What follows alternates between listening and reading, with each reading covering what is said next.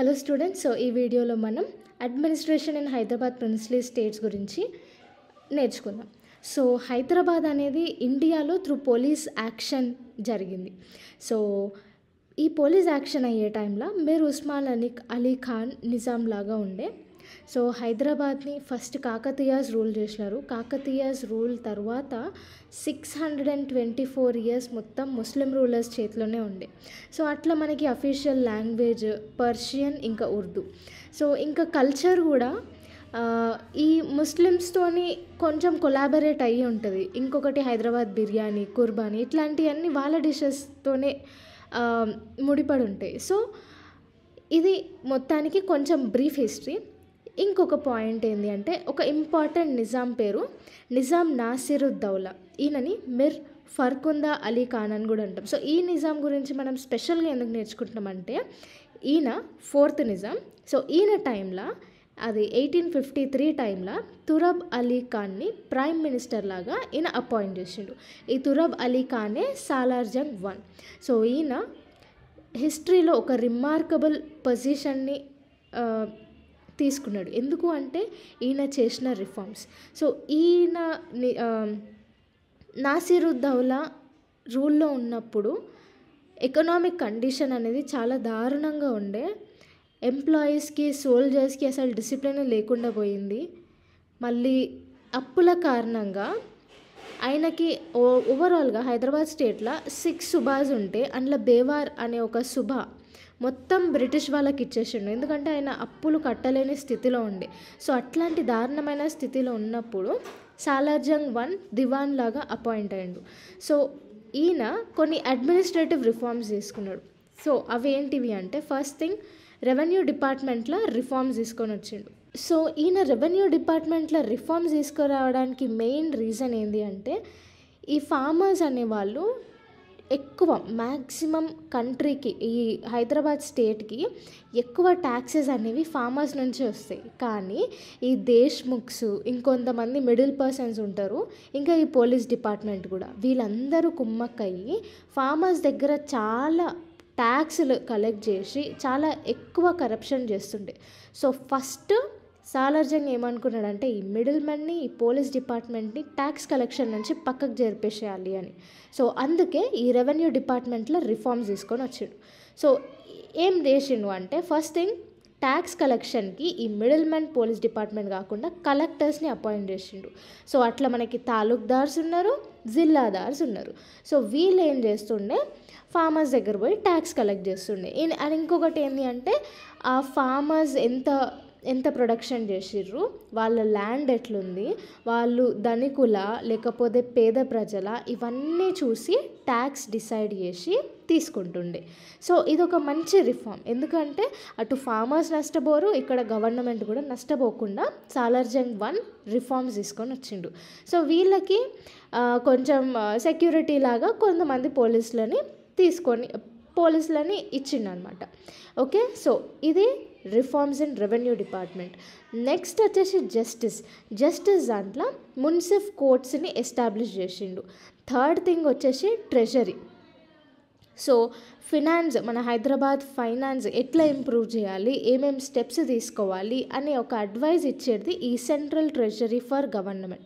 ఇది 1855 సాలార్ జంగ్ 1 స్థాపించిండు. నెక్స్ట్ వచ్చేసి customs department అంటే, ఇప్పుడు గూడ్స్, సర్వీసెస్ ఎక్స్చేంజ్ అవుతూ ఉంటాయి కదా ఒక ప్లేస్ నుంచి ఇంకొక ప్లేస్కి. సో దానికి సంబంధించిన ట్యాక్స్లు, టారిఫ్ రేట్లు, ఇవన్నీ ఈ కస్టమ్స్ డిపార్ట్మెంట్ చూసుకుంటుంది. సో ఈ కస్టమ్స్ డిపార్ట్మెంట్ని 1861 ఎస్టాబ్లిష్ చేసిండు. నెక్స్ట్ వచ్చేసి office for stamp paper. So ఇది జనరల్గా ల్యాండ్కి సంబంధించిన పేపర్స్ అనమాట. సో 1862లో ఇది తీసుకొని వచ్చిండు. నెక్స్ట్ జిల్లాబందీ సిస్టమ్ అనేది ఫస్ట్ మొఘల్ రూలర్స్ టైంలో ఉంటుండే, కానీ తర్వాత దీన్ని మూలకు పడేసిర్రు అనమాట. కానీ సాలార్జంగ్ 1 మళ్ళీ ఆ జిల్లాబందీ సిస్టమ్ని తీసుకొని వచ్చిండు, so that decentralised form of administration ఉండొచ్చు అనేసి. అంటే ఏరియాస్ని చిన్న చిన్న డిస్ట్రిక్ట్స్ లాగా డివైడ్ చేసి, ఒక హైదరాబాద్ స్టేట్ని రెవెన్యూ డిస్ట్రిక్ట్స్ 17 రెవెన్యూ డిస్ట్రిక్ట్స్ లాగా డివైడ్ చేసి, దానికి తగ్గట్టు ఆ డిస్ట్రిక్ట్లో డెవలప్మెంట్ కావాలి, అక్కడ ట్యాక్స్లు ఎట్లా కరెక్ట్గా వస్తున్నాయా రాలేవా ఇవన్నీ కరెక్ట్గా చూసుకోవాలి అని మంచి అడ్మినిస్ట్రేషన్ కోసం చిన్న చిన్న 17 రెవెన్యూ డిస్ట్రిక్ట్స్ లాగా డివైడ్ చేసిండు అండర్ జిల్లాబందీ సిస్టమ్. ఓకే, అంతకుముందుకి మనకి సుబా సిస్టమ్ ఉంటుండే, కానీ ఈయన వచ్చిన తర్వాత జిల్లాబందీ సిస్టమ్ లాగా చేంజ్ అయిపోయింది. సో దీనివల్ల ఎఫెక్టివ్ అడ్మినిస్ట్రేషన్ అనేది స్టార్ట్ అయింది. నెక్స్ట్ వచ్చేసి సెక్రటేరియట్ ఎస్టాబ్లిష్ చేసిండు 1863 టైంలో. సో ఈ సెక్రటేరియట్ వచ్చేసి జస్టిస్కి సంబంధించి ప్రాపర్ అడ్మినిస్ట్రేషన్ చేస్తుండే. నెక్స్ట్ ఫారెస్ట్ డిపార్ట్మెంట్ 1867 తీసుకొని వచ్చిండు. పోస్టల్ డిపార్ట్మెంట్ని మళ్ళీ కొంచెం కొత్తగా యాడ్ చేసి పోస్టల్ డిపార్ట్మెంట్ని 1869 తీసుకొని వచ్చిండు. దాని తర్వాత ఒక ఇంపార్టెంట్ స్టెప్ ఏంటి అంటే ఈ రెవెన్యూని పోలీస్ డిపార్ట్మెంట్ని సపరేట్ చేసిండు. Okay, police department tax collection చేయదు, రెవెన్యూ డిపార్ట్మెంట్ మాత్రమే ఫైనాన్సెస్ ట్యాక్స్కి సంబంధించి చూస్తుంది. ఓకే, సో ఈ పోలీస్ డిపార్ట్మెంట్కి వస్తే ప్రతి డిస్ట్రిక్ట్ లెవెల్లో ఒక సూపరింటెండెంట్ ఆఫ్ పోలీస్ని పెట్టింది. సో అట్లా ఒక ఎస్పీని పెట్టి పోలీస్ డిపార్ట్మెంట్ని కరెక్ట్గా రన్ అయ్యేటట్టు చూసుకున్నది. నెక్స్ట్ లీగల్ డిపార్ట్మెంట్ని కొంచెం రిఫార్మ్ చేసినారు, కొంచెం చేంజ్ చేసినారు 1872. సో లీగల్ డిపార్ట్మెంట్ మినిస్టర్ వచ్చేసి బషీరుద్దౌలా. నెక్స్ట్ ఇరిగేషన్ డిపార్ట్మెంట్ని స్టార్ట్ చేసిండు 1878. తర్వాత publics work department, central inam office, ఇనామ్ భూములు అంటాం కదా, ఈ ఇనామ్ ఆఫీసు, మళ్ళీ సర్వేయర్, సెటిల్మెంట్ డిస్ప్యూట్ డిపార్ట్మెంట్, ఇవన్నీ 1875 తీసుకొని వచ్చిండు. సెన్సస్ డిపార్ట్మెంట్, ఇది చాలా ఇంపార్టెంట్, 1880 ఈ సెన్సస్ డిపార్ట్మెంట్ అనేది తీసుకొని వచ్చిండు. సో ఇట్లా ఇవి మేజర్ రిఫార్మ్స్ అనమాట. సో ట్యాక్స్ అనేది ఒక ఫార్మర్కి ట్యాక్స్ ఎట్లా డిఫైన్ చేస్తుండే అంటే ఆ ఫార్మర్ భూమి మార్కెట్కి దగ్గర ఉందా దూరం ఉందా దాన్ని బట్టి ట్యాక్స్ డిసైడ్ చేస్తుండే. మళ్ళీ ఫార్మర్ స్కిల్డ్ పర్సనా, ఆయనకి ఎక్కువ ఉత్పత్తి చేసే స్కిల్స్ ఉన్నాయా లేవా దానిపైన డిసైడ్ చేస్తుండే. రెయిన్ఫాల్ పైన కూడా డిసైడ్ చేస్తుండే. సో ఈ ఏడాది వర్షాలు మంచిగా పడ్డాయి, పంట మంచిగా వచ్చింది అంటే ట్యాక్స్ బరాబర్ తీసుకుంటుండే, లేదు వర్షాలు పడలేదు అంటే కొంచెం ట్యాక్స్ రేట్ తగ్గించి తీసుకుంటుండే. సో ఇట్లాంటి మంచి ఇనిషియేటివ్స్ సాలార్జంగ్ 1 తీసుకొని వచ్చిండు. నెక్స్ట్ యూత్, ఈ రిచ్ పీపుల్లో కొంతమంది యూత్ ఉంటారు కదా, ఈ యూత్ వీళ్ళందరినీ తీసుకుపోయి వేరే స్టేట్స్లో ట్రైనింగ్స్కి పంపి రెవెన్యూ సర్వేయర్స్ లాగా అపాయింట్ చేసిండు. సో ఇది ఎందుకు స్పెషల్గా అనేసి మనం నెక్స్ట్ దాంట్లో చూద్దాము. ఓకే, సో రిచ్ పీపుల్ ఉన్న వాళ్ళ ఇంట్లో నుంచి యూత్ వీళ్ళందరినీ తీసుకొని వేరే స్టేట్కి పోయి వాళ్ళని ట్రైన్ చేయించి రెవెన్యూ సర్వేయర్స్ లాగా పెట్టినారు. తర్వాత రైల్వే లైన్స్ అనేవి తీసుకొని వచ్చారు తెలంగాణ నుంచి గుల్బర్గా వరకు 1860, 1879 ఆ టైంలో. 1844లో మెడికల్ కాలేజ్ని స్థాపించినారు, 1870లో ఇంజనీరింగ్ కాలేజ్ని స్థాపించినారు, అదే ఇయర్లో మళ్ళీ సిటీ కాలేజ్ని స్థాపించినారు, 1872లో చదర్ఘట్ స్కూల్ని స్థాపించినారు. సో ఇట్లాంటి మంచి రిఫార్మ్స్ తీసుకురావడం వల్ల రెవెన్యూ అనేది చాలా పెరిగింది. ఎట్లా అంటే పాత రెవెన్యూ కంటే 3 రెట్లు రెవెన్యూ పెరిగింది. కానీ కొత్త ప్రాబ్లమ్స్ అనేవి స్టార్ట్ అయినాయి. ఆ కొత్త ప్రాబ్లమ్స్ వచ్చేసి ముల్కీస్ ఇంకా నాన్ ముల్కీస్కి సంబంధించినవి. సో అసలు ముల్కీస్ అంటే ఏంది? ముల్కీస్ అంటే పర్షియన్లో మదర్ ల్యాండ్ అన్నట్టు. సో దీన్ని లోకల్ అని కూడా అంటారు. నాన్ ముల్కీ లేదా గైర్ ముల్కీ అంటే నాన్ లోకల్ అన్నట్టు. సో ఈ నాన్ లోకల్ ఏంది అంటే యాక్చువల్గా ఈ టైంలో సాలార్జంగ్ రిఫార్మ్స్ తీసుకొని వచ్చిండు కదా. సో ఈ రిఫార్మ్స్ తీసుకొని వచ్చినారు కాబట్టి వాళ్ళకి ఒక మంచి ఎంప్లాయీస్ కావాలి. బ్రిటిషర్స్తో ఇంగ్లీష్లో మాట్లాడే వాళ్ళు, ఎడ్యుకేటెడ్ అయిన వాళ్ళు, ఇట్లాంటి పర్సన్స్ కావాలి. సో ఇట్లాంటి పర్సన్స్ని నార్త్ నుంచి తెచ్చుకున్నారనమాట. సో, అట్లా ఫస్ట్ సాలార్జంగ్‌కి ఐడియా లేదు ఇది ఇంత సీరియస్ ప్రాబ్లమ్ అయితది అని. సో, ఈయన చేసిన రిఫార్మ్స్‌ని కరెక్ట్‌గా ఎగ్జిక్యూట్ చేయడానికి సాలార్జంగ్ ఏం చేస్తాడంటే, బెంగాల్ నుంచి, బాంబే నుంచి, మద్రాస్ నుంచి, ఇంకా వేరే వేరే నార్త్ స్టేట్స్ నుంచి కూడా పీపుల్‌ని ఇక్కడికి హైదరాబాద్‌కి తీసుకొనొచ్చి ఈడ వాళ్ళకి ఎంప్లాయ్‌మెంట్ ఇయ్యడం స్టార్ట్ చేసిండు. సో దట్ ఆయన ఎకనామిక్‌గా స్టేబుల్ ఉండడానికి. నెక్స్ట్ సిపాయి మ్యూటినీ 1857లో అవుతుంది. సో 1857లో ఆల్మోస్ట్ అందరూ army people, British army, Indians అయిన బ్రిటిష్ ఆర్మీలో పనిచేసిన వాళ్ళందరూ సిపాయి మ్యూటినీలో బ్రిటిష్కి అగెయిన్స్ట్ తిరగబడ్డారు కదా. సో వాళ్ళు తిరగబడిన వాళ్ళందరూ జాబ్స్ కోల్పోయినారు. స్పెషల్గా వీళ్ళేం చేసారంటే, వీళ్ళకి పర్షియన్, ఉర్దూ, ఇంకా ఇంగ్లీష్ లాంటి భాషలు వస్తాయి. సో వీళ్ళని సాలార్జంగ్ తీసుకొని వచ్చి ఇక్కడ జాబ్స్ ఇచ్చిండు. సో ఇక్కడ జాబ్స్ ఎంప్లాయ్మెంట్ కూడా ఉంది కాబట్టి చాలామంది నార్త్ నుంచి ఇక్కడికి వచ్చి జాబ్స్ చేయడం స్టార్ట్ చేసినారు. అట్లా ఇంకొక ప్రాబ్లం అయింది. సో లోకల్లో ఉన్న ప్రజలు చాలా మస్తు ఫైర్ అవుతుండే అనమాట, మాకు ఇవ్వకుండా వీళ్ళకి ఎందుకు ఇస్తున్నారు జాబ్స్. మళ్ళీ వాళ్ళు కల్చరల్గా డామినేట్ చేస్తుండే నార్త్ నుంచి వచ్చిన వాళ్ళు. సో అది సీరియస్ ఇష్యూ లాగా తయారవ్వడం స్టార్ట్ అయింది. అండ్ ఇంకొకటి అలీగర్ యూనివర్సిటీ నుంచి గ్రాడ్యుయేట్స్ ఉంటారు కదా, వాళ్ళకి కూడా ఇక్కడ జాబ్స్ వచ్చినాయి. ఇక్కడ ఇంకొకటి ఏంటి అంటే, ఒక పర్సన్ ఉన్నాడు సయ్యద్ అహ్మద్ ఖాన్. సో ఈయన ఏం చేసిండంటే, చాలామంది నార్త్లో తెలిసిన ముస్లిమ్స్ ఉంటారు కదా, సో ఆ ముస్లిమ్స్ అందరినీ తీసుకొని వచ్చి హైదరాబాద్లో జాబ్స్ పెట్టిపించిండు. సో ఈ అలీగర్ యూనివర్సిటీలో వన్ ఆఫ్ ద ఫౌండర్ ఈ సయ్యద్ అహ్మద్ ఖాన్ అనమాట. సో ఈయన సాలార్జంగ్కి అసిస్టెంట్ లాగా ఉంటుండే. సో ఈయన ఇన్ఫ్లుయెన్స్ వల్ల చాలామంది నార్త్ ఇండియాలో ఉన్న ముస్లిమ్స్ అందరూ ఈడికొచ్చి జాబ్స్ చేయడం స్టార్ట్ చేసిండు. సో దీంతో మొత్తం నాన్ ముల్కీస్ అంటే బయట వాళ్ళు ఎవరైతే ఉంటారో వాళ్ళందరూ ఇక్కడికి వచ్చి పొలిటికల్గా, కల్చరల్గా డామినేట్ చేయడం స్టార్ట్ చేసినారు. సో ఇది లోకల్గా ఉన్న హైదరాబాదీస్కి అస్సలు నచ్చలేదు. సో ఇది మొత్తం సాలార్జంగ్ క్లోజ్గా గమనిస్తున్నాడు. సో ఇట్లా ఇంతమంది, సో బయట దేశంలో బయట నార్త్ ఇండియాలో పనిచేసిన మిలిటరీ ఆర్మీ, నార్త్ ఇండియాలో ఉన్న ముస్లిమ్స్, ఈ మద్రాస్, బెంగాల్, బాంబే నుంచి వచ్చిన ప్రజలు, వీళ్ళందరూ ఇక్కడ ఎంప్లాయ్మెంట్ తీసుకుంటున్నారు. లోకల్ వాళ్ళకి ఎంప్లాయ్మెంట్ లేదు. మళ్ళీ లోకల్ వాళ్ళని వాళ్ళు పొలిటికల్గా, కల్చరల్గా డామినేట్ చేయడం స్టార్ట్ చేసినారు. మళ్ళీ వీళ్ళ కల్చర్ని ఇన్ఫ్లుయెన్స్ చేయడానికి చేసినారు. సో ఇట్లా వీళ్ళ కల్చర్ని ప్రమోట్ చేయాలని నాన్ ముల్కీస్ అనుకున్నారు. సో సాలార్జంగ్ అప్పుడు ఏం చేసిండంటే, ఈ నాన్ ముల్కీస్, నాన్ లోకల్స్ ఎవరైతే ఉన్నారో వాళ్ళని రాయల్ ఫ్యామిలీస్లో ప్రైవేట్ ఫంక్షన్స్ ఏవైతే ఉంటాయో ఆ ఫంక్షన్స్లో వీళ్ళు అసలు అటెండే కావద్దు అనేసి సాలార్జంగ్ వాళ్ళని బ్యాన్ చేసేసిండు. సో కల్చరల్గా వీళ్ళు డామినేట్ చేయొద్దు, లోకల్స్కి కోపం రావద్దు అనేసి సాలార్జంగ్ ఈ స్టెప్ తీసుకున్నాడు.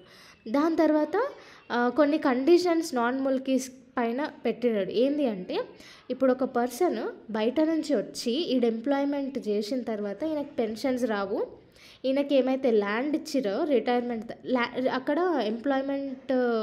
ఎంప్లాయ్ ఉన్న వాళ్ళకి రిటైర్మెంట్ అయిన తర్వాత కొంచెం ల్యాండ్ ఇస్తారనమాట. సో వీళ్ళు ఏం చేసి సాలార్జంగ్ ఏం చేసిండు, బయట నుంచి వచ్చిన వాళ్ళకి రిటైర్ అయిన తర్వాత పెన్షన్ రాదు, ల్యాండ్ కూడా రాదు అనేసి కండిషన్స్ పెట్టేసిండు. సో దట్ వీళ్ళ ఇన్ఫ్లుయెన్స్ తక్కువ కావడానికి మన హైదరాబాద్లో. ఇంకొకటి, ఇది లోకల్గా ఉన్న పీపుల్ని కొంచెం కూల్ చేయడానికి ఒక ప్రాసెస్. ఇంకొకటి, మంచి ఇంపార్టెంట్ అడ్మినిస్ట్రేటివ్ పొజిషన్స్లా, ఇంకా పొలిటికల్ పొజిషన్స్లా హైదరాబాదీ ముల్కీస్నే అపాయింట్ చేసిండు. ఇంకొకటి, ముల్కీస్ ఈ సాలార్జంగ్ ల్యాండ్ అఫేర్స్, భూముల విషయంలో కానీ, రెవెన్యూ డిపార్ట్మెంట్లో కానీ, కస్టమ్స్ డిపార్ట్మెంట్లో కానీ ముల్కీస్ని అపాయింట్ చేసిండు సాలార్జంగ్. ఇంకేంది అయితే అప్పటికి ఏమైంది అంటే, అఫీషియల్ లాంగ్వేజ్ లాగా ఉర్దూని తీసుకురండి అనేసి చాలామంది నాన్ ముల్కీస్ డిమాండ్ చేసినారు. కానీ సాలార్జంగ్ ఒక్కటే అన్నాడు, సో మేము ఇక్కడ యుద్ధం చేసి ఈ దేశాన్ని గెలిచినాము, సో మా లాంగ్వేజ్ అయిన పర్షియనే ఇక్కడ అఫీషియల్ లాంగ్వేజ్ లాగా ఉండాలి అనేసి సాలార్జంగ్ ఏం చేస్తాడు, పర్షియన్నే అఫీషియల్ లాంగ్వేజ్ లాగా పెట్టిండు. నెక్స్ట్ వచ్చేసి నాన్ లోకల్స్ యొక్క ఇన్ఫ్లుయెన్స్ తక్కువ చేయడానికి యూత్ పీపుల్, అంతకుముందు మనం నేర్చుకున్నాం కదా, రిచ్ ఫ్యామిలీస్ నుంచి యూత్ని సెలెక్ట్ చేసి బయట స్టేట్స్లో ట్రైనింగ్కి పంపి ఈడ రెవెన్యూ సూపర్వైజర్స్ లాగా, రెవెన్యూ సెక్రటరీస్ లాగా పెట్టినాడు. సెక్రటరీస్ అంటున్నా, మినిస్టర్స్ లాగా పెట్టిండనమాట.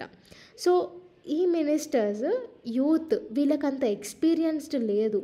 సో వీళ్ళు అంత అడ్మినిస్ట్రేషన్లో క్యాపబుల్గా ఉండలేరు అనేసి కొంతమంది వాళ్ళకి గైడెన్స్ చేయడానికి సెక్రటరీస్ని అపాయింట్ చేసిండు సాలార్జంగ్. సో ఆ సెక్రటరీస్లో కూడా మ్యాక్సిమం నాన్ మిల్కీసే ఉన్నారు. ఎందుకంటే సాలార్జంగ్ మ్యాక్సిమం ట్రై చేసిండు, కానీ ఆయనకి ఏం ఆప్షన్ లేదు వేరే సెక్రటరీస్ని పెట్టడానికి.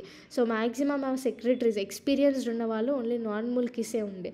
సో అప్పటికి సిచ్యువేషన్ దాటిపోవడంతో ఆయనకి వేరే దారి లేక ఆల్మోస్ట్ చాలామంది సెక్రటరీస్ని నాన్ మిల్కీస్ వాళ్ళని అపాయింట్ చేసిండు అనమాట. సో వీళ్ళు చెప్పినట్టు ఈ మినిస్టర్స్, వీళ్ళ అడ్వైస్ మీద ఈ మినిస్టర్స్ పనిచేస్తారు. కానీ అప్పటికి సాలార్జంగ్ ఏం చూసుకున్నాడు, వీళ్ళ కింద పనిచేసే నాన్ మిల్కీస్ అఫీషియల్స్ ఎవరైతే ఉంటారో వాళ్ళందరూ ఈ లోకల్ యూత్ మాటలే వినాలి. సో ఎందుకంటే వీళ్ళు మినిస్టర్స్ కాబట్టి. నెక్స్ట్ సాలార్జంగ్ 1 ఏం చేసిండంటే ముల్కీసే అంటే గవర్నమెంట్ ఎంప్లాయీస్ లాగా ఓన్లీ ముల్కీస్నే మనం తీసుకోవాలి ఇప్పటి నుంచి అనేసి ఒక ఆర్డర్ పాస్ చేసేసిండు.